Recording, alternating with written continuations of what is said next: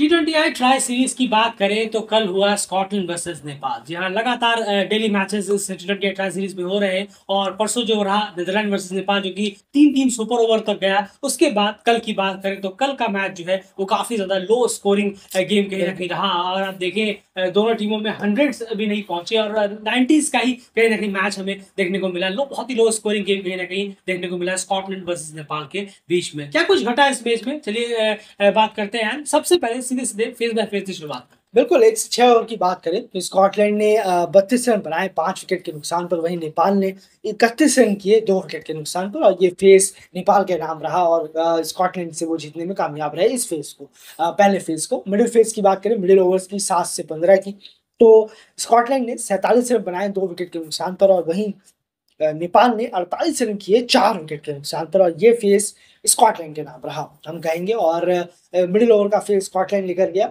1-1 से बराबर हो गया फेस। और फाइनल फेस की बात करें यानी कि डेथ ओवर जब आया 16 से 20, तब स्कॉटलैंड ने 18 रन बनाए 3 विकेट के नुकसान पर, और वहीं नेपाल ने 19 रन जोड़े 2 विकेट के नुकसान पर। और ये फेस और ये वाला मैच भी ये मैच नेपाल जीतने में कामयाब रहा। बिल्कुल, तो बहुत ही लो लो स्कोर्स रहे हैं सारी फेसेस में। अगर हम बात करें चाहे वो फेस 1 हो, 2 हो या फिर 3 क्यों ना हो, लेकिन बहुत ही, जैसे कि हमने कहा ही आपके सामने, बहुत ही लो स्कोरिंग गेम कहीं ना कहीं रहा। और 2-1 से फेस बाय फेस में नेपाल जो है वो स्कॉटलैंड को मात देने में यहाँ पर कामयाब रहा। सबसे पहले उसके बाद अगर आप देखें तो स्कॉटलैंड ने पहले बल्लेबाजी की इसमें इस मैच में, और सारे ही बहुत ही लो स्कोर। जब टीम का ही स्कोर जब 97 रहेगा तो डेफिनेटली लो स्कोर से आपको पूरे बैटिंग कार्ड में नजर आएंगे। जॉर्ज मनसन सिर्फ 8 रन, मार्कवाट को जो ओपनिंग कराने का अब तक का आइडिया है वो बहुत ही बुरा फ्लॉप कहीं ना कहीं गया है। अभी तक देखें एक एक रन बनाया उन्होंने 3 गेंदों में। ब्रेंडन मैकमिलन 10 रन 12 गेंदों में। ब्रेंडन मैकमिलन के लिए ये डेफिनेटली हॉरेबल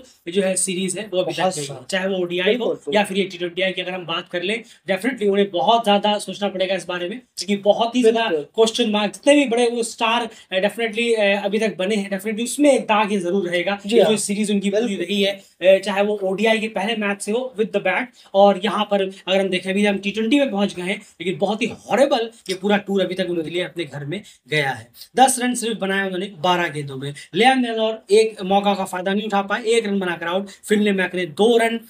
माइकल लीक्स ने बस इस पूरे स्कोर में जो जान डाली, 97 तक भी जो टीम पहुंची वो इन्हीं की बदौलत पहुंची। 100 के स्ट्राइक रेट्स इन्होंने खेले, बहुत स्लो भी है। 46 गेंदों में 46 रन। उसके बाद मैथ्यू क्रॉस ने 15 रन किए 22 गेंदों में। फिर कोई खास कंट्रीब्यूशन आया नहीं। जेस्पर डेविडसन ने नीचे आकर 4, साफेद शरीफ में 6, लेकिन मेनली जो टॉप 5 बल्लेबाज हैं वहीं से भी कंट्रीब्यूशन नहीं आया, जहां पर टीम 150 आराम से यहाँ पर पहुंचना चाहिए था। चाहे वो मन से हो, मार्कवाट से हम ज्यादा उम्मीद नहीं करेंगे अभी के लिए, क्योंकि वो ओपनिंग करने के लिए यहाँ पर आ रहे हैं। ब्रेंडन मैकमिलन, लियाम नेलौर, फिनले मैकरे और मैथ्यू क्रॉस, इन सब का कंट्रीब्यूशन यहाँ बहुत इंपॉर्टेंट था, जो कि मिला नहीं। और आप देखेंगे तो उस पूरे बैटिंग यूनिट में जो 10 विकेट गिरे हैं उसमें से 6 वो है एन एलबीडब्ल्यू या क्लीन बोल्ड, यानी पूरी तरह से डिफेंस भेजने में जो है वो कामयाब रहे नेपाल के bowlers. Over to Nepal bowling unit, bowling card आपके सामने समझाएंगे एन 6 एलबीडब्ल्यू और बोल्ड। बिल्कुल बिल्कुल, बहुत स्टंप लाइन को जरूर टारगेट किया है और स्पिनर्स ने भी बहुत काबिल तारीफ बॉलिंग कराई है। संदीप लामिछा ने दोबारा से एक स्टार परफॉर्मेंस उन्होंने दी नेपाल के लिए। 4 विकेट फोफर उन्होंने निकाला। दीपेंद्र ने 2 विकेट शुरुआत ओवर कराए।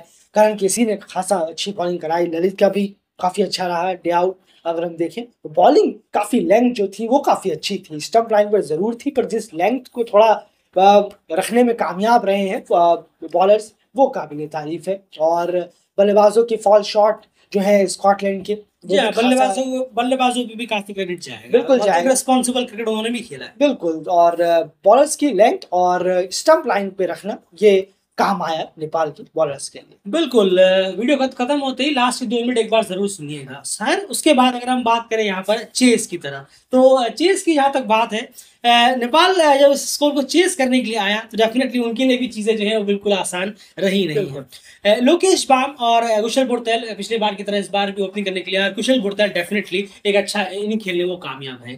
एक लो स्कोर में 97 के स्कोर में उन्होंने 30 रन कंट्रीब्यूट किया। पिछले मैच में उन्होंने रन किए थे, ये उनके लिए अच्छा रहा। अगर हम देखें 35 गेंदें उन्होंने जरूर ली, लेकिन फिर भी 30 रन उन्होंने यहाँ पर कंट्रीब्यूट। लेकिन सबसे बड़ा जो डेंट रहा वो रहा फिर से वही लोकेश बाम और अनिल शाह, जो हमने पिछले ही मैच में कहीं ना कहीं कहा कि जब आपको मौके मिल रहे हैं तो इन मौकों को बनाएंगे। यही वो मौके हैं जहां पर आप खुद को प्रूव कर सकते हैं। अच्छा खासा एक प्लेटफॉर्म आपको, मैं खासकर लोकल बात की बात करें तो मौके मिल चुके हैं कुछ, लेकिन अभी तक वो एक भी बार प्रूव नहीं कर पाए कि वो डेफिनेटली बड़े स्टेज के लिए पूरी तरह से तैयार है। वो अभी भी प्रूव ये बिल्कुल भी नहीं कर पाए। ये लगातार दूसरा मौका इस टूर में, लगातार दूसरा मौका उन्हें मिला। पहले वो 0 पे आउट हो गए, आज भी क्या शानदार मौका था। इतना छोटा स्कोर है, इसको तो आप फिनिश करने के बारे में सोचना चाहिए आपको। ये भी नहीं कि मैं 10-15 रन मार के चला जाऊं, ये तो आप फिनिश कर सकते हो, क्योंकि कुशल ने ऑलरेडी 30 उसमें से कर दिए थे। लेकिन अनफॉर्चुनेटली हमें ये देखने को नहीं मिला, और इस बार भी उन्होंने ये मौका पूरी दोनों हाथों से जो आता है वो गवा भी देते हैं। अनिल शाह एक और फेलियर, 3 बॉलें 3 रन, और यही हमसे कहा कि अभी रिसेंटली वो लगातार फिर से फेल हो रहे हैं। यही दिक्कत है। 10 पर इसने अभी पिछले वीडियो में ही कहा कि 9-10 मैचों में एक बार चलने वाले नेपाल के पास बहुत सारे बल्लेबाज हैं। नेपाल को जरूरत है उन बल्लेबाजों की जो थोड़ी कंसिस्टेंसी से परफॉर्मेंस दे, चाहे ओडीआई हो या T20 हो, तो वो बनने की कोशिश करिए। और ये अभी पिछले मैच में कहा, इस मैच में भी आपने फिर से वही गलतियां दोहरा दी। तो ये दोनों फिर से फ्लॉप हुए, लोकेश बाम और अनिल शाह। फिर आए कप्तान रोहित पौडेल, उनका भी ये टूर बहुत ही हॉरेबल गया। स्कॉटलैंड टूर बात है, वो ओडीआई मैच हमने आपको बताया था एवरेज उनका क्या हाल रहा, और यहाँ T20 में भी रोहित पौडेल का जो है हाल, पिछला मैच अच्छा गया था लेकिन इस मैच में फिर से वही कहानी चालू हो गई। 14 गेंदों में 7 रन, बहुत ही स्लो इनिंग यहाँ पर निकल कर आई। जब आपके पास टारगेट ऑलरेडी माइंड में है तो बहुत खराब ये इनिंग है। दीपेंद्र सिंह ने 14 रन का कॉन्ट्रीब्यूशन किया, 21 गेंदों में फिनिश वो भी नहीं कर पाए। दीपेंद्र सिंह को थोड़ा सा फिनिश के बारे में सोचना पड़ेगा। एज अ फिनिशर की अगर हम बात करें, बहुत कम ही हम दीपेंद्र सिंह को फिनिश करते हुए देखते हैं। नाम तो जरूर फिनिशर आपका है, लेकिन फिनिश करते हुए हमने बहुत ही कम गेम आपको देखे हैं। मुझे अभी भी 2022 का ग्लोबल क्वालिफायर याद आता है, आपके पास मौका था, आप नहीं कर पाए। प्रीमियर कप में आप नहीं कर पाए, जब यूएई के खिलाफ सेमीफाइनल मैच हुआ था। T20 वर्ल्ड कप में आप साउथ अफ्रीका के खिलाफ नहीं कर पाए। बांग्लादेश के खिलाफ आपको 6 गेंदों में एक गेंद आपके बल्ले से टच नहीं हो पाई। उसके बाद अगर हम देखें, अभी पिछले मैच में आप गेम को फिनिश नहीं कर पाए, जब 152 यहाँ पर टीम को चेस करने थे, और नंदन यादव ने आकर कहीं ना कहीं कोशिश की, और इस मैच में भी आप वो चीज नहीं कर पाए। तो कभी फिनिश करने के बारे में वो आदत डालिए, सिर्फ नाम पढ़ने से नहीं होता, कभी कभार फिनिश भी किया कीजिए। इंपॉर्टेंट मैचेस में अगर हम बात करें, वो ऐसे मैचों में दिखता है जहाँ कोई मतलब ही नहीं बनता।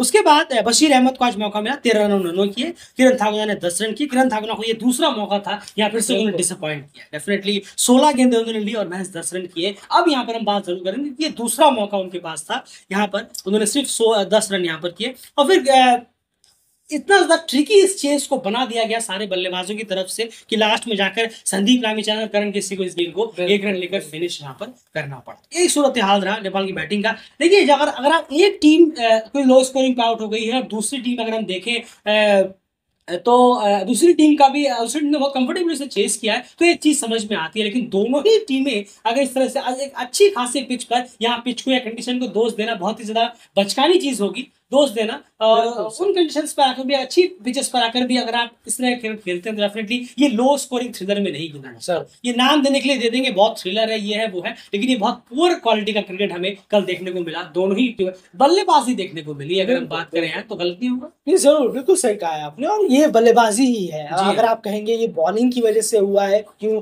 बॉलर्स को आप डिमीन कर रहे हैं, अगर आप कोई ऐसा सोच रहा है तो बिल्कुल नहीं, बिल्कुल खराब बल्लेबाजी पे अगर आप देखें तो ये 140, 150, 160 पहुंचा जा सकता है इन आप जैसी टीमें जिसकी हम एसोसिएट की बात कर रहे हैं। अदरवाइज यहाँ तो शायद कोई और बेहतर टीम आए फुल मेंबर से उठकर, तो शायद 230, 250 का टारगेट भी यहाँ टांग इस तरह। ऑस्ट्रेलिया आई थी अभी स्कॉटलैंड, हाँ वो है फिर क्या रिकॉर्ड भी बने थे, हमने देखा भी था कि कुछ नहीं होता। जैसे फुल मेंबर आती है, यही पिचेस, यही कंडीशन 200 हो जाती है। तो ये बकवास चीजें हैं। अब कोई ऐसी सोचता है कि पिच बहुत वो थी, पिच बहुत ये थी, या कंडीशन वैसे, सीधा कहिए हमें खेलना नहीं आया इस पिच पर, ऐसे कंडीशन पर दोनों ही टीमों को खेलना नहीं आया।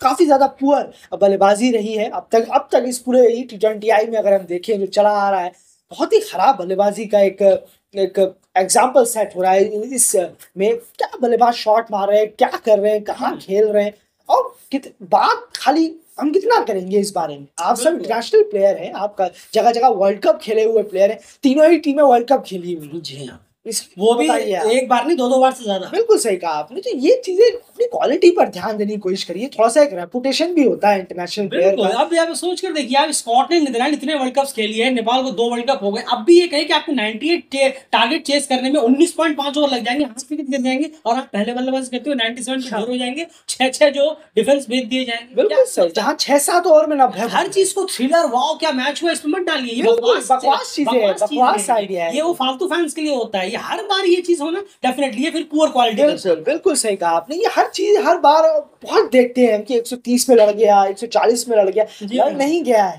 ये बकवास बैटिंग का एक नजारा है, एक एग्जाम्पल है जो हमें देखने को मिला है। तो बल्लेबाजों ने बहुत ही एक पुअर परफॉर्मेंस जरूर दी है। अगर आप पहले T20 से देखें अब तक जो हमने कल तक देखा, जो भी मैच हुए हैं यहाँ पर, बहुत ही खराब। आप लगता नहीं है कि आप लोग एक इंटरनेशनल रेपुटेशन लेकर उतर रहे हैं मैदान में। तो प्लीज इसको थोड़ा कोशिश करिए कि आने वाली T20 में थोड़ा देखने को मिले और कुछ अच्छा लगे, क्योंकि फिर से हम वही कहेंगे, आप इंटरनेशनल प्लेयर हैं, एक अलग रेपुटेशन होती है। और फिर से यही बात दोहराई जाएगी दिल्ली क्रिकेट की तरफ से कि बॉलर्स अपनी लेंथ अपनी लाइन अच्छी डाल रहे हैं, लेकिन 10 किलोमीटर की स्विंग हमें नहीं मिल रही देखने को। और इतनी अच्छी नहीं है कि एक टीम 97 को ऑल आउट हो जाए, दूसरी को 8 विकेट गिर जाए। बिल्कुल सही कहा आपने। ना ही इतनी स्पिन हमें देखने को मिल रही है, बॉल कोई स्पिन नहीं हो रही है यहाँ पर। हम भी मैच देख रहे हैं, हम भी उन्हीं आप लेंथ जरूर अच्छी है, लेंथ जरूर अच्छी है, लेकिन बल्लेबाजों का शॉट उतना ही घटिया है। बिल्कुल सही कहा। बल्लेबाजों का फॉल्ट है। और 19 ओवर लग रहे हैं यहाँ इतने को चेस करने में, जो ढेरों रन बनाती हैं टीमें। और स्कॉटलैंड नीदरलैंड का भी जो परफॉर्मेंस है बल्लेबाजी से बहुत।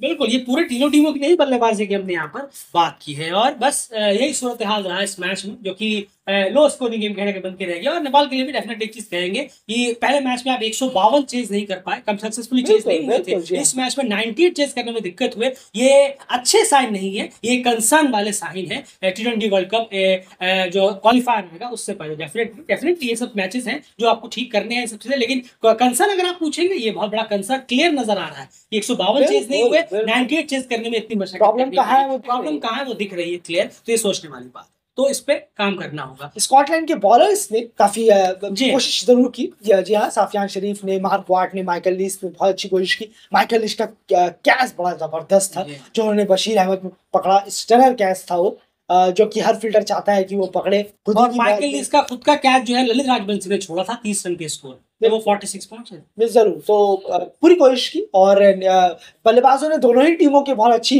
कोशिश की, हारने की कोशिश की इसमें। बिल्कुल बिल्कुल सही कहा आपने। तो बल्लेबाजों का इस पर्टिकुलर मैच में अगर हम देखेंगे तो जरूर थोड़ा क्रिटिसाइज बनता है कि वो किस तरीके से और कैसे खेल रहे थे। इसका जवाब वो दोनों ही टीमों के बल्लेबाज दे सकते। फिलहाल इस वीडियो में इतना है। डेली क्रिकेट चैनल को सब्सक्राइब कर लीजिए, एस्ट्रो क्रिकेट पेज को अभी के अभी फॉलो कर लीजिए। बहुत सारे इंपॉर्टेंट अपडेट्स वहां पर आप मिस आउट कर रहे हैं।